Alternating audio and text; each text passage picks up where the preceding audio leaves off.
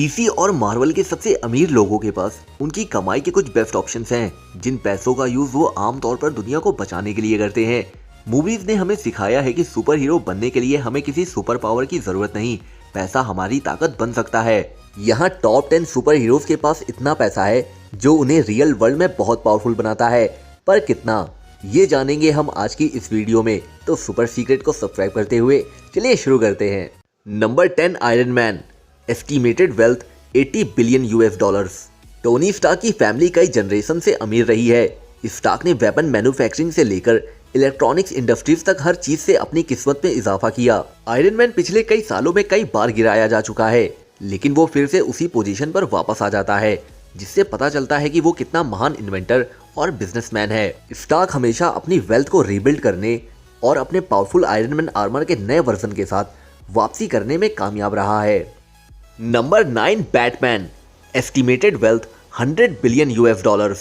Bruce Wayne का family Fortune कई generation से बना हुआ है। वेन को उसकी विरासत में बहुत सारी दौलत मिली है। इस बात पर हमेशा बहस होती रही है कि कौन ज्यादा अमीर है, बैटमैन या Iron Man. Wayne Enterprises Stark की किसी भी कंपनी के कंपेयर में कहीं ज्यादा डेवलप है। ब्रूस वेन अपनी बहुत सारी दौलत को नेक कामों में खर्च करता है, फ्री क्लिनिक से लेकर अफोर्डेबल हाउसिंग तक। वो अगर अपनी कंपनी के लिए कुछ भी ना करे, तब भी बैटमैन की विरासत से मिली दौलत उसे टॉप पर रखने के लिए काफ़ी है, और उसका बैटकेव ऐसे ही कई सारे एक्सपेंसिव खिलौनों से भरा हुआ है। Number 8, Nightwing. Estimated wealth over 100 billion US dollars. Nightwing के फॉर्म में डिक ग्रेसन ने खुद को डीसी यूनिवर्स में सबसे महान स्ट्रीट लेवल हीरोज में से एक के फॉर्म में स्टैब्लिश किया है।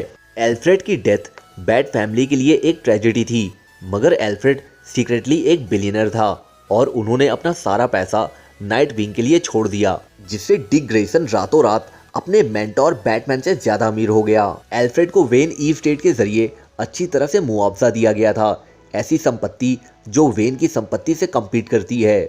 Number 7, professor X. Estimated wealth 125 billion US dollars. Xavier family काफी अमीर थी। प्रोफेसर एक्स ने अपने फैमिली वेल्थ का यूज और भी ज्यादा पैसा कमाने के लिए किया और बहुत ही स्मार्ट इन्वेस्टमेंट्स किए। चार्ल्स जेवियर एक्समैन को फंडिंग करते हैं और म्यूटेंट्स को रहने लायक घर देते हैं। जेवियर ने अपने पैसों से क्राकोआ को पूरी तरह से एक देश बनाने में मदद की है, और हाल ही में उन्हीं पैसों ने म्यूटेंट्स को दुनिया में कुछ पावर गेन करने में केपेबल बनाया है। फार्मास्यूटिकल कंपनीज में सीक्रेटली इन्वेस्ट करके प्रोफेसर एक्स ने क्राकोवन फ्लावर से सिंथेसाइज्ड ड्रग्स का यूज करके बहुत पैसे कमाए हैं। Number 6, sunspot. Estimated wealth over 125 billion US dollars. Professor x बिना किसी शक के प्लेनेट पर सबसे अमीर म्यूटेंट्स में से एक हैं, मगर वो अपने स्टूडेंट सनस्पॉट की एक्सट्रीम वेल्थ तक नहीं पहुंच पाए हैं। दी सोलर पावर्ड म्यूटेंट, जिसे पहली बार दी न्यू म्यूटेंट्स में पेश किया गया था। सनस्पॉट को अपने फादर की पूरी दौलत विरासत में मिली, जिसने उसे हेलफायर क्लब में जगह दिलाई। सनस्पॉट लगातार अपनी दौलत को इंक्रीज करने में कामयाब रहा है और अब तक का सबसे रिच म्यूटेंट बन गया है।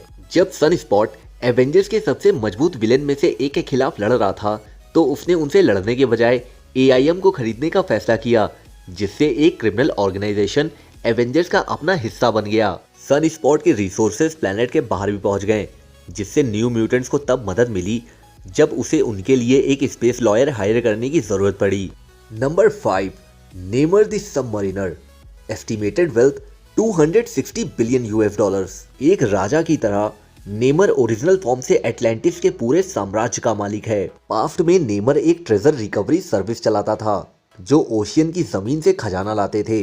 नेमर के पास सदियों से अनगिनत डूबे हुए जहाजों पर अधिकार रहा है।